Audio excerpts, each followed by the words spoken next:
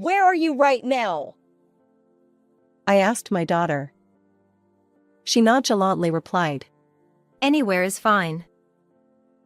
Frustrated, I insisted. Come home immediately. But my daughter retorted. No way. We're on an overseas vacation. We won't be back for another 3 days. When I called her, she didn't seem remorseful at all. Instead, she answered with high energy and laughter. As I passed by my daughter and son-in-law's house, I heard a faint cry for help from inside. The voice was incredibly small. It was the voice of my beloved grandchild. When I used my spare key to enter the house, I discovered my 5-year-old grandchild tightly bound in a rope, hidden deep inside the closet. My daughter and son-in-law had exposed my precious grandchild to danger, and the consequences were severe. Fueled by anger, I resolved that my daughter and son-in-law must be held accountable, no matter what. My name is Mary, and I am a grandmother now. Lately, the chilly weather has kept me indoors, making me feel quite lonely. You see, my husband passed away several years ago, leaving me to live alone. His death was truly heartbreaking, and the loneliness persisted for a long time. However, there is something that brings me joy now, my kindergarten-aged grandchild, Mia. Over the past few years, I haven't seen my daughter Samantha and her husband Michael very often. The frequency of our visits decreased significantly after Mia was born.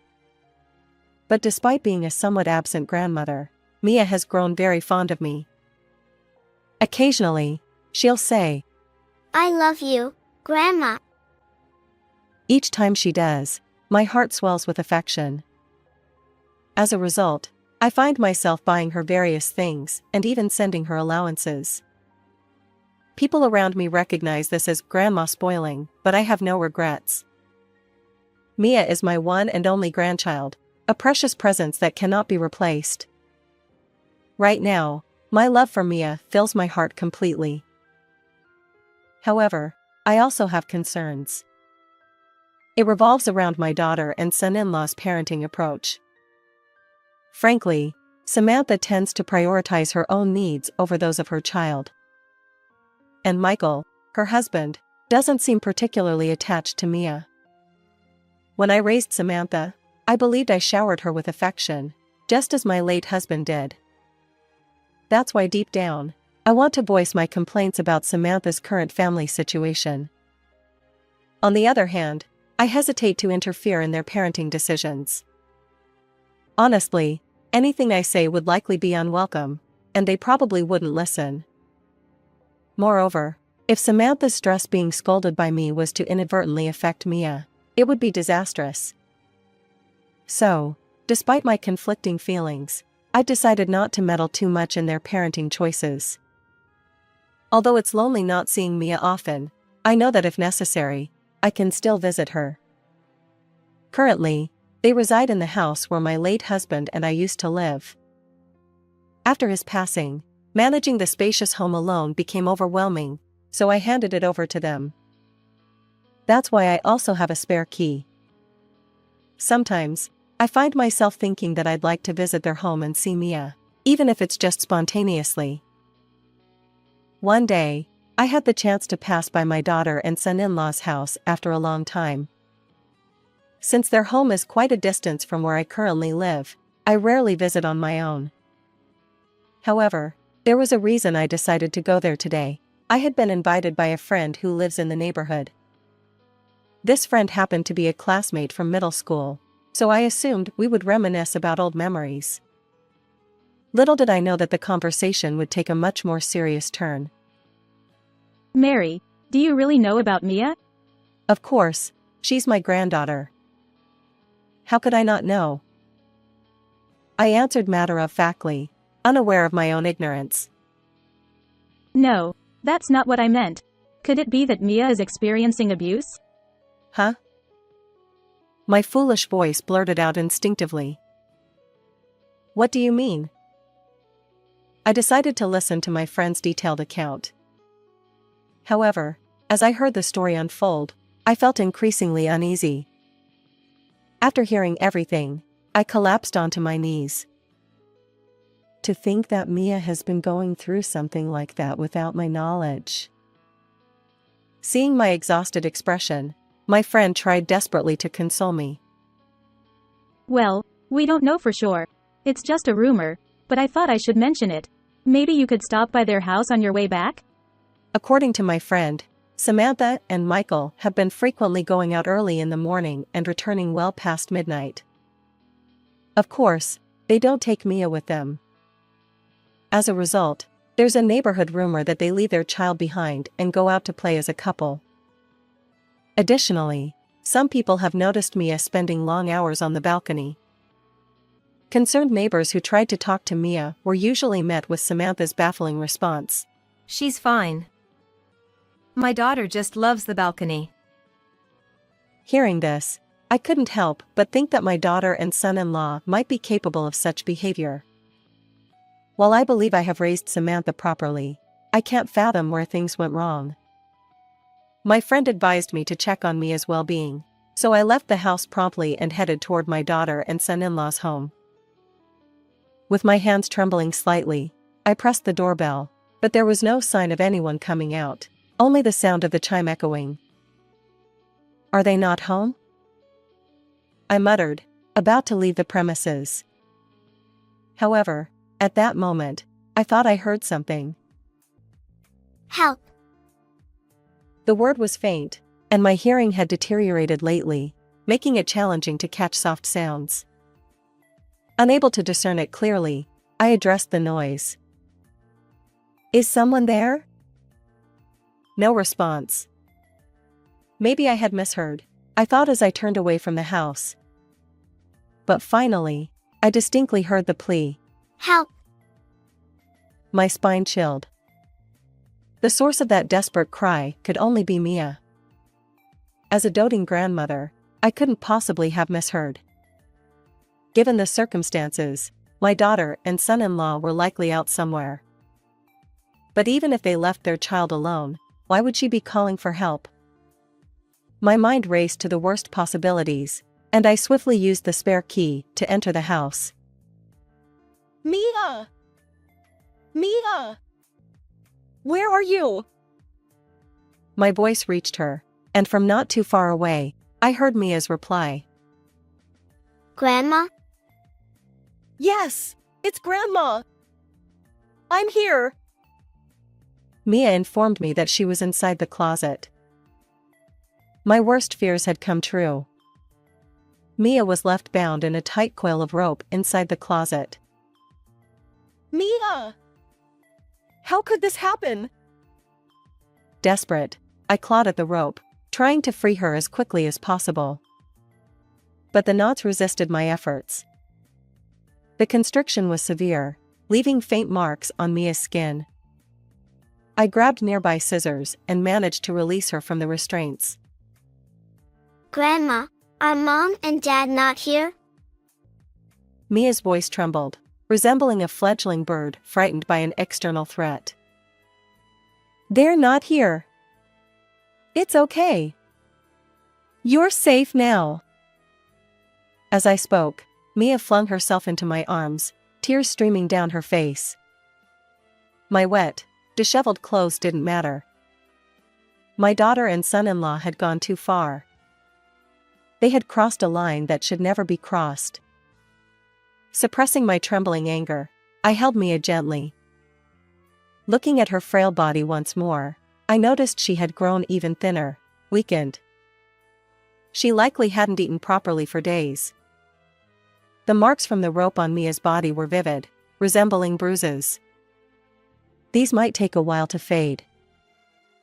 My anger surged uncontrollably, and I dialed Samantha's number. After a brief pause, a sluggish voice came through the phone. Hello? Her tone hinted at intoxication. It was inconceivable that she would be drinking while her own daughter was in such a weakened state.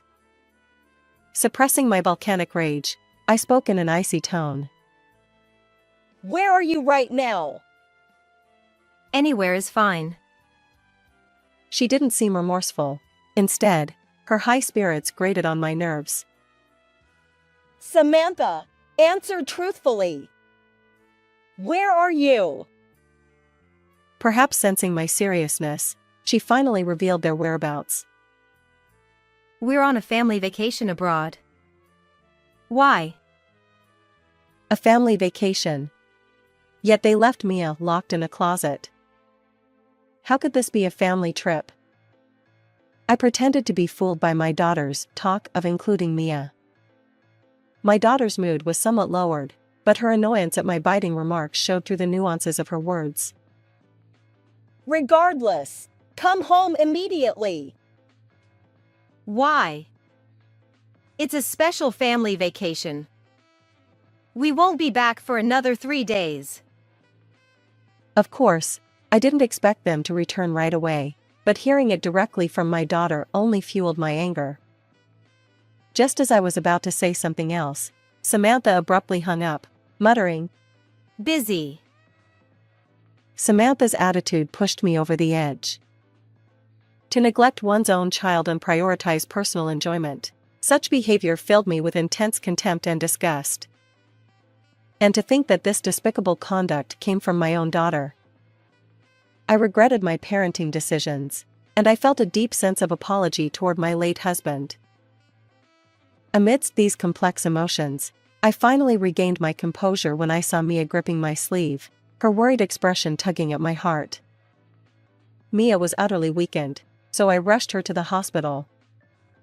According to the doctor, she was on the brink of severe malnutrition, but her life wasn't in immediate danger. For now, I felt relief that Mia was safe. Next, my anger toward my daughter and son-in-law exploded. They had endangered my one precious grandchild, and the consequences were severe. I resolved that my daughter and son-in-law must be held accountable, no matter what. It's truly heartbreaking to discover the extent of my daughter's actions. She's never done anything this extreme before. While the neighborhood gossip hints at mild mistreatment, I know my daughter isn't foolish enough to risk so much. If Mia were to reveal that she was genuinely abused, Samantha and Michael's lives would be ruined. Yet, I can't help but wonder about the reason behind such drastic measures. If there's a solid motive, perhaps I can arrest my daughter and son-in-law for child abuse. So, despite the painful memories it stirs, I decided to ask Mia for a detailed account of the situation. Mia hesitantly shared. Mom, one day, I saw Mom bringing home a man I didn't recognize. The implication is clear. Samantha was likely involved in an affair. My anguish deepened. Mia continued. I thought he might be Dad's friend, so I innocently asked. But Mom got furious. Piecing together Mia's account, it seems highly probable that Samantha was indeed having an affair. Facing exposure, she resorted to extreme measures like this. With all the puzzle pieces fitting, I took action. I contacted lawyers and authorities to prepare for justice against the couple who hurt my dear Mia. When I assured Mia that I'd protect her, she tearfully said, I want to live with Grandma. Moved by her words, I made a solemn vow, I'll be there for her, no matter what lies ahead. 3 days had passed, and my daughter and her husband returned from their trip. Still basking in the afterglow of their otherworldly experiences. Let's go on another trip together. Of course. As they inserted the key into the lock, an unsettling feeling washed over them. No matter how much they turned the key, the door remained stubbornly shut. Samantha puzzled over it, muttering, Wait, am I doing something wrong? Michael, equally perplexed, asked. What's going on? Samantha's frustration grew as the key refused to cooperate. She glanced downward and saw a sign that read, For sale. Michael followed her gaze and was equally shocked. What on earth is happening? He exclaimed. Both of them stood there, utterly bewildered. Then it hit Samantha, the person responsible for this bizarre situation. That old hag. She exclaimed. Grabbing her phone, Samantha dialed the number registered as annoying old lady. Hello? Have you returned? My voice, slightly high-pitched, echoed through the phone. Samantha erupted in anger, venting her frustration. What the hell? Why is our house listed for sale? Did you do this? It's unbelievable. I chuckled. But the laughter didn't come from the phone, it emanated from behind her. When Samantha turned, she saw me, wearing a triumphant smile. Samantha, I'm disappointed in you. I've always had doubts about your parenting style, but I never imagined it would come to this. I calmly reproached her. Huh? What are you talking about? You claimed you were on a family vacation abroad, right? Isn't Mia supposed to be with you? In a situation where only her husband was present beside her, Samantha panicked and stammered. Well, Mia went to a friend's house to deliver souvenirs. She blurted out. Really? I responded, beckoning Mia, who had been hiding behind me. She clung to my legs, and Samantha's face turned pale. Mia. Why are you here? Samantha! You bound Mia with ropes and locked her in the closet. You're truly despicable. Why would you do such a thing? Samantha, realizing she was caught, tried to justify herself. What do you know? Parenting is tough. Sometimes you have to discipline kids like that to teach them. Indeed, parenting is challenging. If only my foolish daughter had followed your example, maybe she'd be a slightly better person. I laced my words with sarcasm. Samantha fell silent. Michael, usually quiet, voiced his frustration. Why sell the house? What's going on? When you took over the house, you never changed the ownership. So legally, this house is still mine. As the owner, I can sell it if I want. Samantha trembled. So, where are we supposed to live now? Disheartened, the couple failed to express concern for their child. Don't you worry about your own child? My stern tone made them uneasy. Well, Mia is under your protection, right? No problem. I sighed. Their indifference infuriated me. Samantha's words left me speechless. But there was something I needed to convey, so reluctantly, I continued. While you were gallivanting, I explained everything to Child Protective Services, lawyers, and the authorities. Mia's custody has been transferred to me. Their expressions didn't darken. Instead, they seemed oddly pleased. Really? So, we don't have to deal with parenting anymore? Fantastic. Occasionally, you do something good too, huh?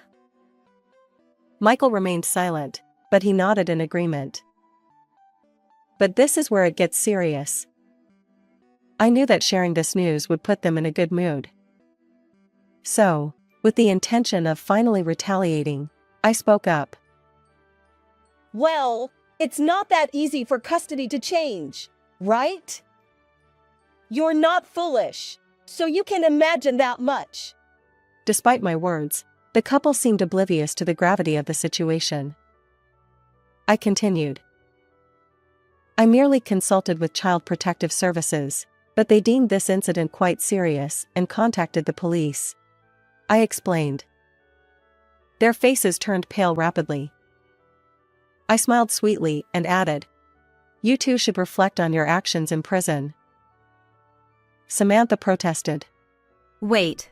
What's going on? This is bad. We need to escape. Michael, usually quiet, snapped. Calm down. It's not like they're coming for us right away. Both of them seemed irritated, so I decided to add fuel to the fire. By the way, Michael. The reason Samantha locked Mia this time is because her affair was about to be exposed. Michael's face momentarily showed confusion at my words, but then he blushed furiously and lunged at Samantha. What do you mean? You were having an affair? Calm down. This old hag is just making things up. Despite Samantha's attempts to soothe him, Michael remained visibly agitated. I continued speaking. And guess who Samantha's affair partner was? James, her high school classmate. You know, the guy who lives nearby? Samantha's expression tightened. How do you know all this? Ugh. She had inadvertently admitted to the affair herself, and Michael was now berating her with fury. He was so angry that he could barely articulate coherent sentences. Seeing his rage, I found it somewhat amusing. But I wasn't done yet. By the way, James is married. His wife was furious when she found out. She even threatened to sue for damages. Samantha fell silent. Understandably so, she needed to find a new home, come up with excuses for the police, and brace herself for a hefty alimony payment. The police matter was almost a foregone conclusion. She was likely to be arrested. Right now, she is experiencing the lowest point in her life. But it wasn't enough to make amends for what she did to Mia. So, I decided to deliver one final, significant punishment. I actually hired a lawyer to investigate various matters. It turns out that Samantha had been using the money I sent for Mia's support. There should have been hundreds of thousands of dollars saved up, but you two seem to have spent it recklessly. Even the recent trip expenses were covered, it seems, I said, looking at Samantha, who appeared defeated. Michael, who had lost his composure until now, reacted slightly to my words. I've been inconvenienced too, so I'll be making a claim, I added with a touch of irony. Upon hearing my final statement, Samantha finally snapped and began berating me. How could you do something so terrible to your own daughter? Unbelievable. You're an utterly hopeless parent. I retorted. I could say the same about you. Samantha's anger flared, but she had brought this upon herself. I never imagined my own daughter would stoop to such levels. In the end, the couple was found guilty of child abuse and sentenced to prison. It was ironic that they had previously talked about separating due to Samantha's affair, yet now they were both headed to jail. The alimony claims resulting from the affair, along with the repayment for misusing my financial support, left the couple drowning in debt. Michael lost his job due to the guilty verdict, and with no substantial income, they faced the daunting task of repaying this significant sum. It was a complex mix of emotions, but they had brought it upon themselves. I hope they reflect and learn from their mistakes. On the other hand, I am enjoying my new life with Mia. Initially, she struggled to adapt to living alone with her grandmother, and the lingering anxiety from her past abuse weighed heavily on her. However, as our neighbors and I treated her kindly, a glimmer of brightness returned to her expression. Mia often says, Thank you, Grandma, for helping me. It's only natural to assist her given the circumstances, and I also feel sorry for not being able to help until it got to that point. Her sincere smile when she expresses gratitude warms my heart. My remaining days will be filled with time spent with Mia. Though they may not be long, I approach each day with hope and joy. How did you find this story? Please subscribe to my channel if you enjoyed it. Until next time.